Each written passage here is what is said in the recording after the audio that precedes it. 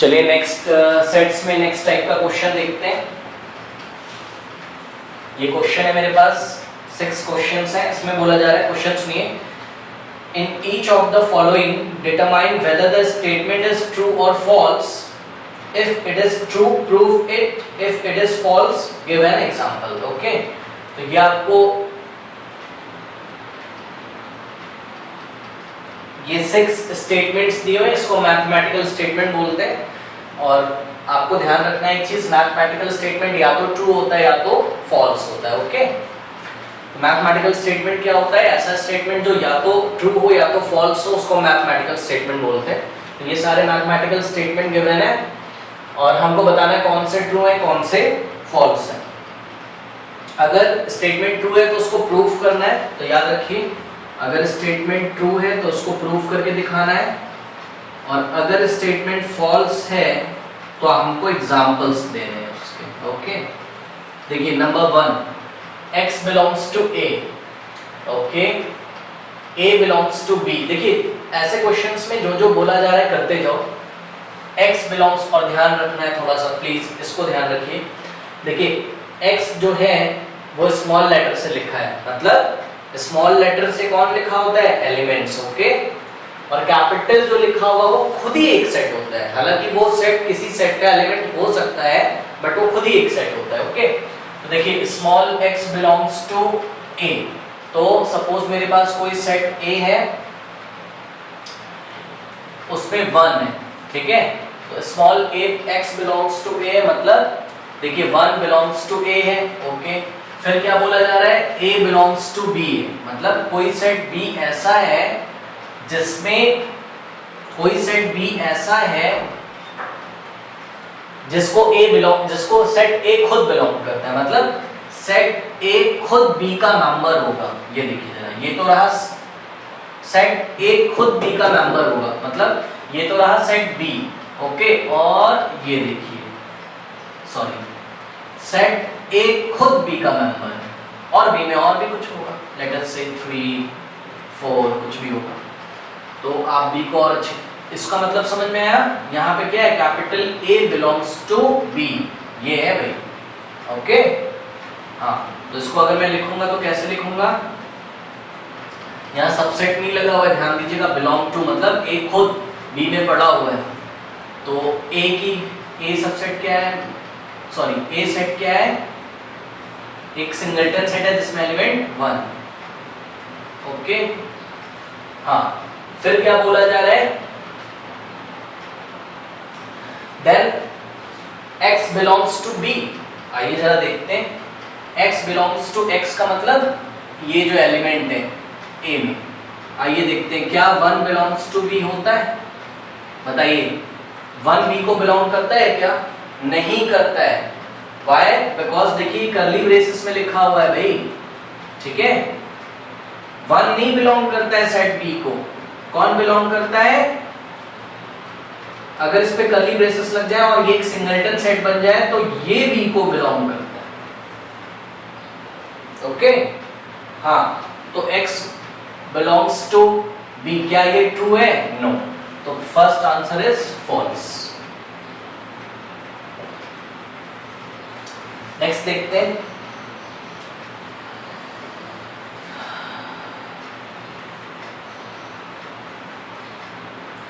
ये बहुत अच्छे क्वेश्चंस हैं, इसमें आपके कुछ डाउट्स क्लियर हो जाएंगे।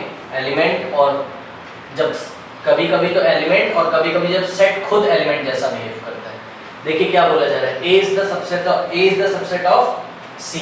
ओके, और साथ में क्या बोला जा रहा है? तो चलिए बना लेते हैं पहले। लेट अस से A मेरे पास कोई सेट है जिसमें एक एलिमेंट है।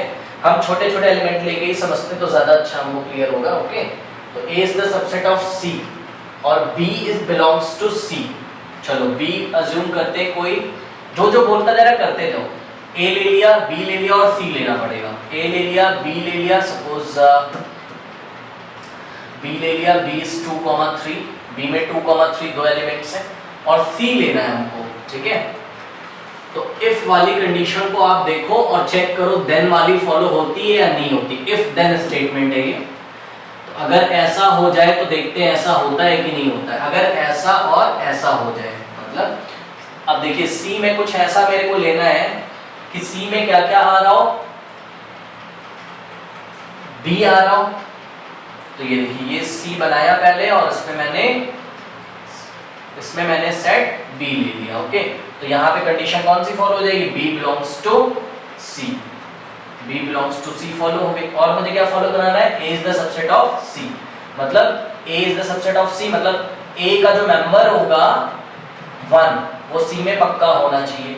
ओके, और भी कुछ आ सकता है सी में, लेट अस से 5 6। ठीक है, तो सी क्या बन गया मेरा, बी की जगह पे वैल्यू लिखता हूँ, बी सेट की वैल्यू क्या है 2, 3, दो एलिमेंट है उसमें 1 5 6। आओ जरा देखते हैं क्या इफ की सारी कंडीशंस फॉलो हो रही हैं। If A is the subset of C means A का मतलब set, this singleton set is the subset of C, is the subset of, यहाँ पे सी लिखता हूँ मैं 2, 3। हाँ, तो सेट ए सी का सबसेट है, यस ऐसा हो गया। और साथ में जरा देख लेता हूँ B बिलोंग्स टू E है, B बिलोंग्स टू C है क्या, हाँ तो B C को बिलोंग करता है, ये भी। अब देखते हैं क्या ये जरूरी है कि A बिलोंग्स टू C होता हो, और जरा चेक करते हैं क्या सेट A C में पड़ा हुआ है, नो 1 लिखा हुआ है, यहाँ ध्यान दीजिए जरा। ठीक है, ये सेट C में 1 लिखा हुआ है, 1 बिलोंग्स टू तो C है, बट करली ब्रेसेस के अंदर 1 बिलोंग्स टू C नहीं है, ये C में नहीं है, करली ब्रेसेस के साथ 1 C में नहीं है, केवल 1 पड़ा हुआ। ओके, तो ये भी क्या हो गया, फॉल्स है, जरूरी नहीं कि ऐसा हो जाए। ओके, ये हो गया सेकेंड एग्जांपल। नेक्स्ट देखते हैं,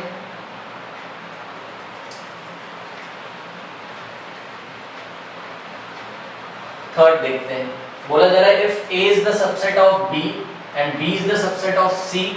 ओके, मतलब A के सारे, थोड़ा सा सोचिए इसके बारे में, A के सारे एलिमेंट अगर B में हो और B के सारे एलिमेंट अगर C में हो तो A के सारे एलिमेंट C में होंगे क्या, यस होंगे। कैसे, देखिए मैं आपको एक एग्जांपल लेके दिखा सकता हूँ। A is the subset of B बनाओ फटाफट, सपोज A 1, 2। ओके, और B है आपका A is the subset of, मैंने क्या बोला है, इफ वाली कंडीशन को आप फॉलो करा दो और देन वाली को चेक कर लो कि वो ट्रू है कि नहीं। ठीक है, तो इफ वाली को आप फॉलो करा दो और देन वाली जो कंडीशन होती है उसको चेक करो। तो इफ अगर ऐसा और ऐसा हो जाए, मतलब A is the subset of B, तो देखिए जरा A is the subset of B, yes, तो इसको फॉलो करा दिया मैंने, अब इसको भी कराओ, B is the subset of C, मतलब C आपको ऐसा चूज करना पड़ेगा, लेट अस से ये देखिए जरा। ठीक है, तो यहाँ पर क्या हो गया, सेकंड कंडीशन भी फॉलो करा दी हमने, B is the subset of C भी कर दिया ना, B के हर एक एलिमेंट C में है। ओके, और A का हर एक एलिमेंट B में, तो A is the subset of B follow करा दिया, B is the subset of C follow करा दिया। अब चेक करो, किसको चेक करते हैं, देन वाली को, देन वाले स्टेटमेंट को चेक करो, देन स्टेटमेंट क्या कह रहा है, A is the subset of C, check करो फटाफट, A is the subset of C, yes, A का हर एक एलिमेंट B में है, sorry A is the subset of C, yes, A का हर एक एलिमेंट C में है, देखिए 1 भी C में है, 2 भी C में, तो yes A is the subset of C। Okay, but अभी देखिए क्वेश्चन हमसे क्या पूछा गया था, अगर ट्रू है तो प्रूफ करो, है ना। तो देखिए मैथमेटिक्स में हम इसको कैसे प्रूफ करेंगे, अभी तो आपको एलिमेंट ये आंखों से दिख रहे हैं तो समझ में आता है, अब आपको जनरल फॉर्म में मानना पड़ेगा, late X is any element, X is any element of A, या आप मैथमेटिक्स में लिखोगे late X is any element such that X belongs to A। Okay, X A को बिलोंग करता है। ओके,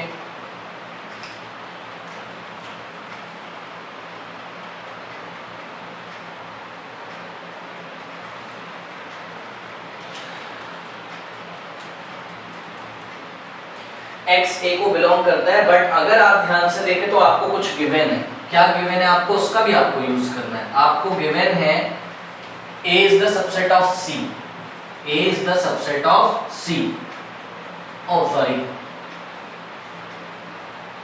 हाँ a is the subset of c, okay।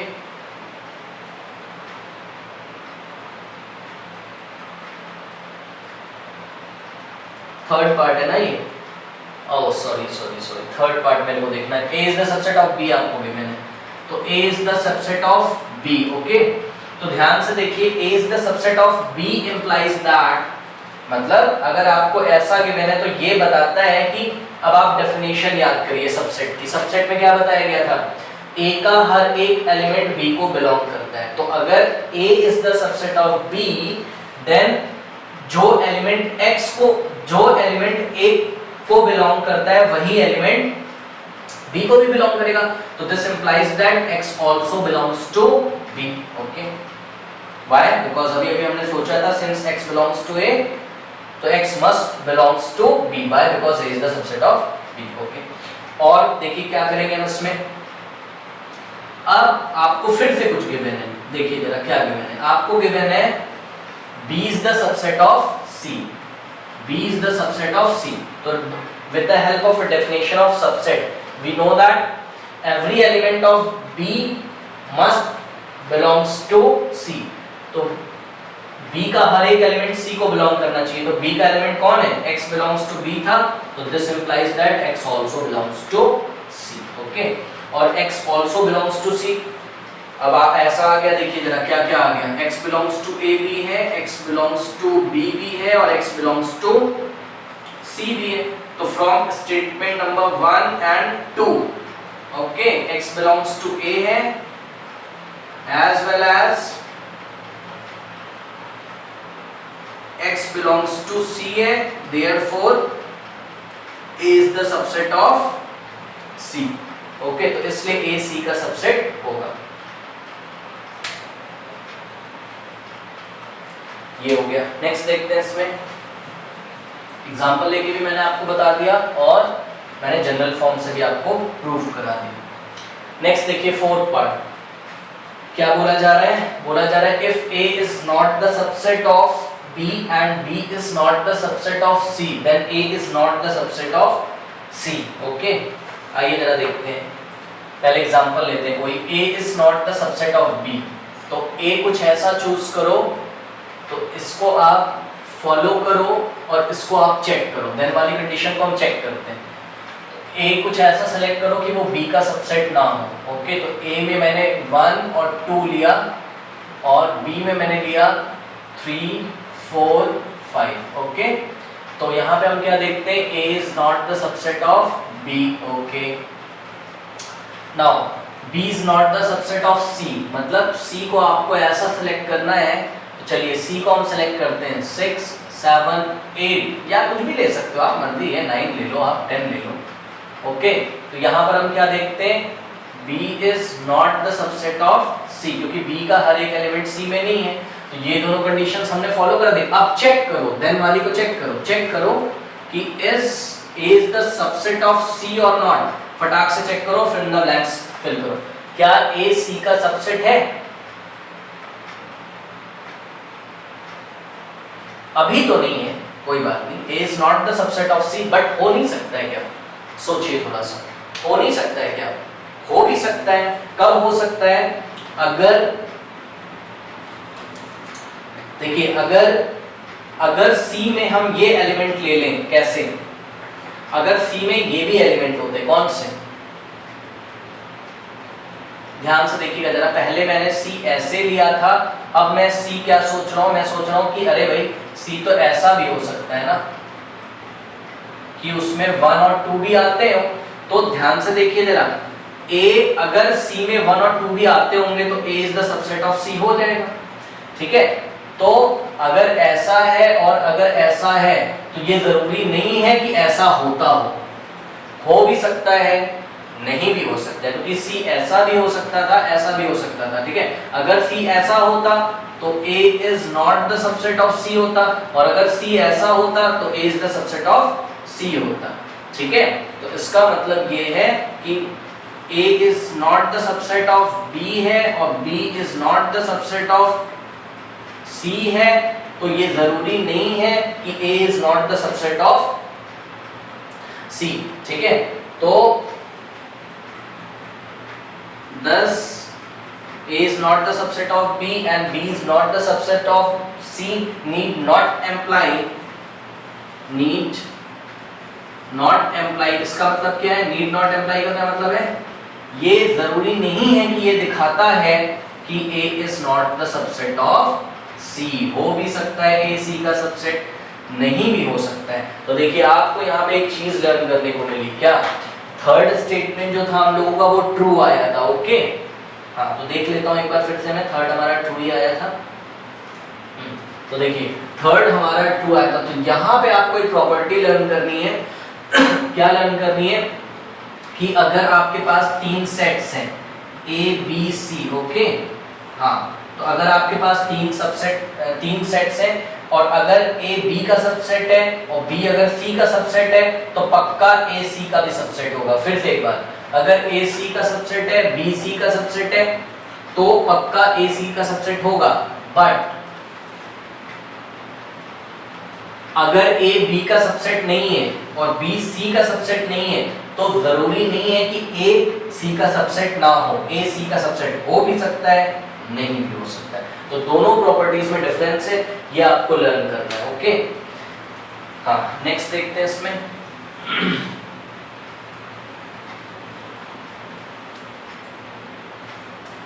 If X belongs to A and A is not the subset of B, X belongs to A है अगर, तो A कोई set लो और उसमें कोई एलिमेंट लो, लेट अस से 1, ठीक है, तो 1 सेट A को बिलोंग करता है, मतलब X यहाँ कौन है? 1, and A is not the subset of B, इसको फॉलो करवाओ, मतलब कि B कोई सेट मैंने ऐसा लिया जिसमें 2, 3 आ जाता है। ओके, तो इसका मतलब पक्का क्या है कि A is not the subset of B, मतलब A B का सबसेट नहीं है कहाँ? A का हर एक एलिमेंट B में नहीं होता है, तो इसका मतलब ये ऐसा होगा क्या कि X belongs to B,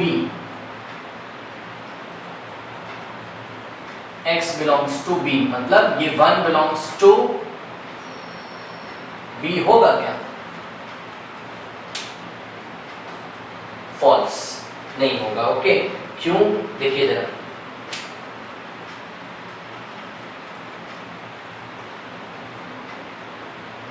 ये स्टेटमेंट कैसा है? फॉल्स, क्योंकि अगर ये X मतलब कि ये 1 अगर B का भी मेंबर हो जाए तो A is the subset of B हो जाएगा, और हमको क्या लाना था? A is not the subset of B, तो इसलिए ये जो 1 है मतलब जो X है वो B का मेंबर नहीं होगा, तो ये फॉल्स स्टेटमेंट है। ओके,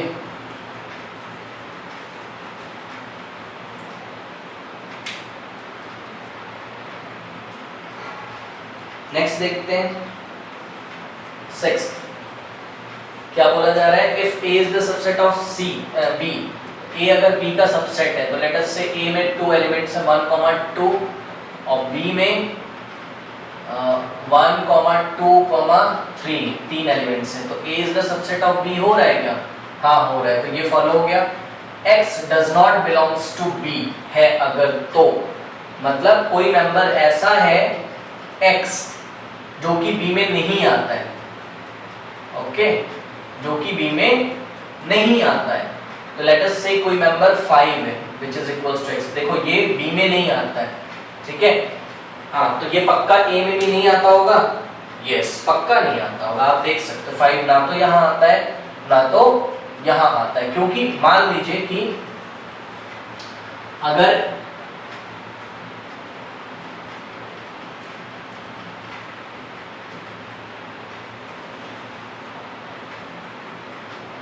अगर ये 5 यहाँ पर आता होता, ठीक है, तो उसको पक्का यहाँ पर भी आना पड़ता, तभी A B का सबसेट होता।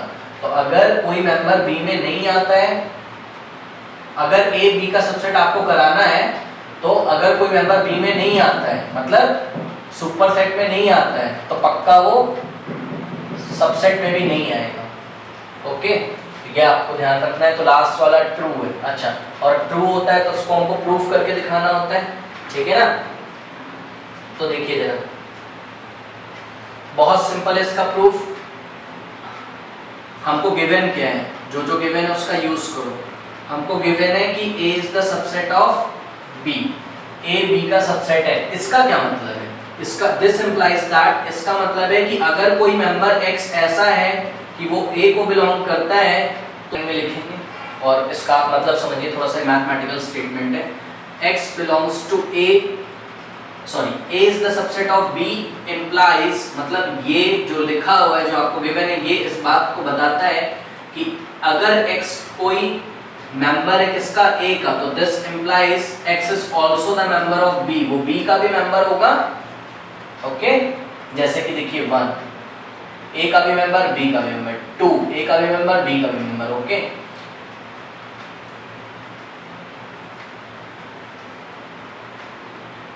This is possible only and only if, ये जो ऐसा डबल इंप्लीकेशन का आप जो साइन लगाते हो ऐसा, इसका मतलब होता है if, I double F, if, इसका मतलब होता है इफ एंड, आप इसको शॉर्ट में लिखना हो तो आई डबल एफ इफ लिखोगे। ओके, और इसको पढ़ोगे क्या, इफ एंड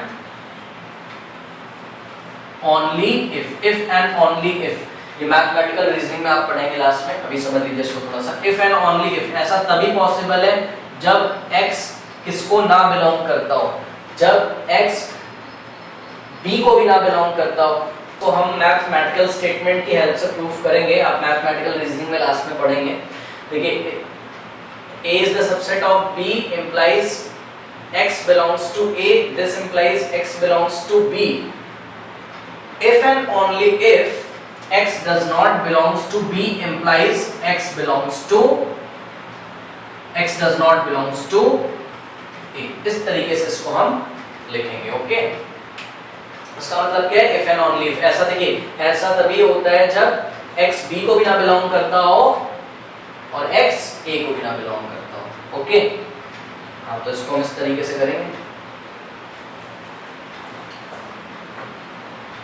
अच्छा, इसमें एक क्वेश्चन और है, देखिए।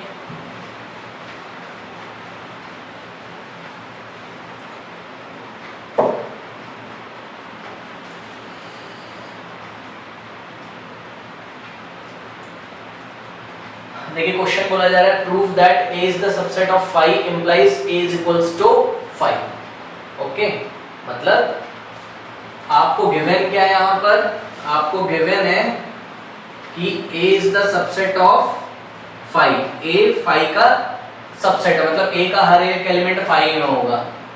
मतलब 5 में तो वैसे भी कुछ नहीं होता है, तो इसका मतलब पक्का A में भी कुछ नहीं है।